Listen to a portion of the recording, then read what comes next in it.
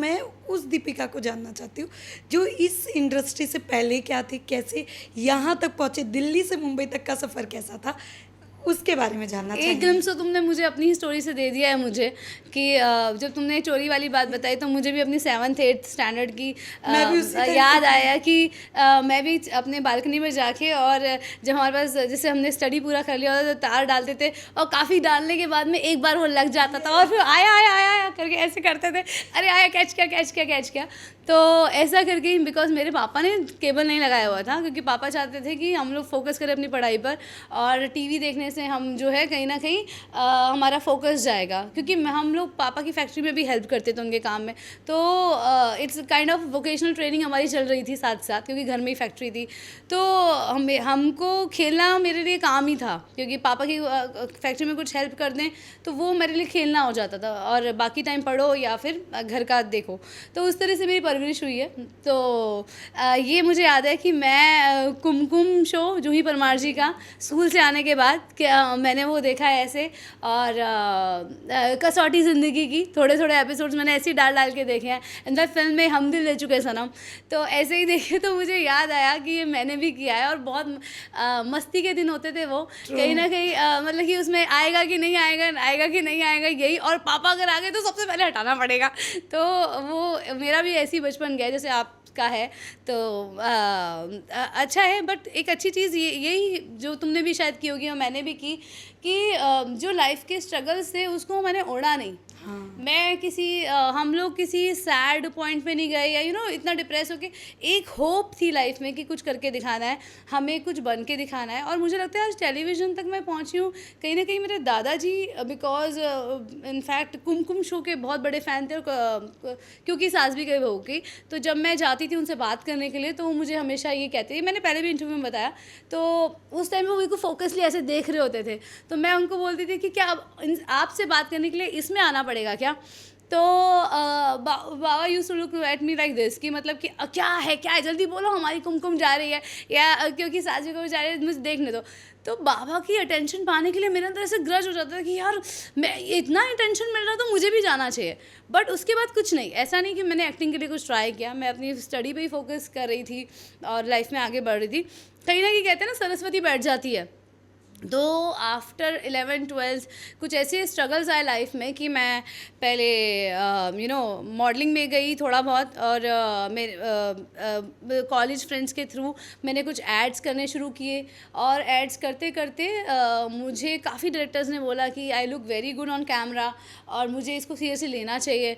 तभी मैंने सीरियसली नहीं लिया। MBA तक जब पहुंची तब मुझे लगा कि जब मैंने 1-2 जगह जॉब करके देख लिया कि ऐसा क्यों ना हो कि मेरी खुद की हॉबी ही मेरा प्रोफेशन बन जाए।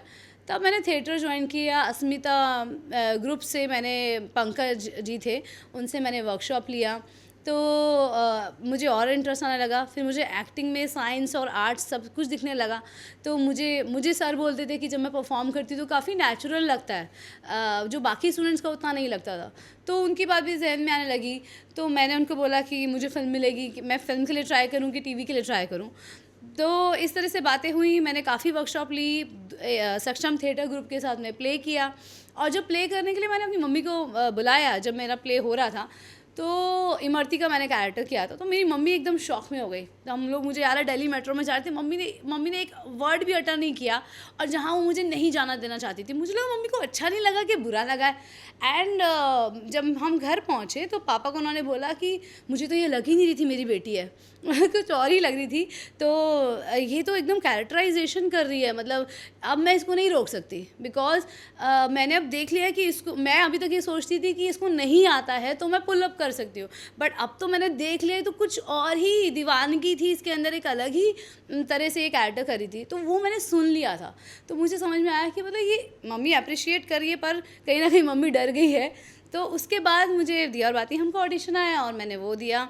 और फिर मैं अपने कोऑर्डिनेटर और एक फ्रेंड मालिनी और पिंकी सर के साथ में यहाँ बॉम्बे आई, दी और बातें हमका ऑडिशन दिया। फिर मुझे बोला कि रुको थोड़ा, तो नहीं तो चले जाओगे तो हो सकता है हाथ से चला जाए शो। तब मैं कुछ फ्रेंड्स से हेल्प लेकर पीजी में रुकी। और फिर मेरे auditions look test almost 1.5 month तक रोज़ बुलाते थे मुझे ऑफिस में।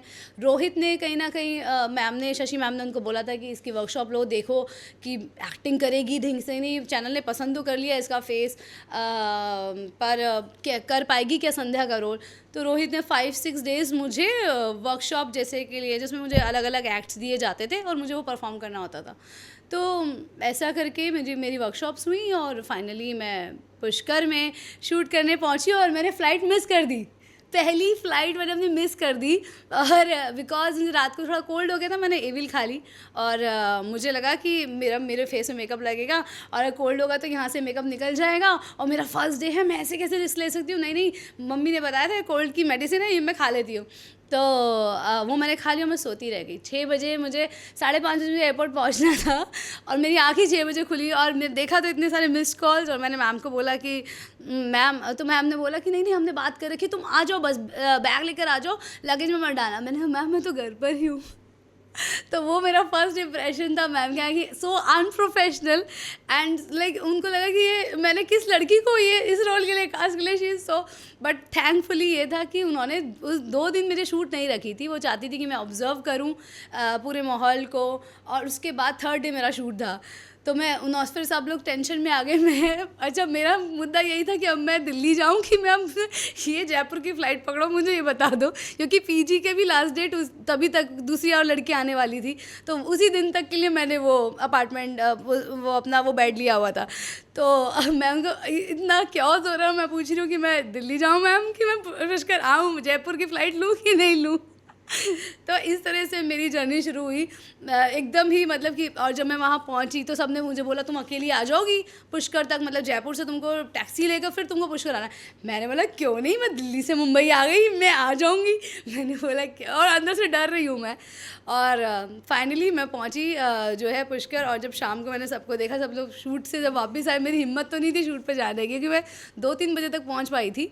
तो जब सबकी ऐसी निगाहें थी मुझे लेकर, इतनी कोल्ड, एंड इट्स लाइक कि यही है वो लड़की जो इतनी अनप्रोफेशनल है, जिसने फ्लाइट नहीं पकड़ी, अब आगे तो क्या ही होगा शो का।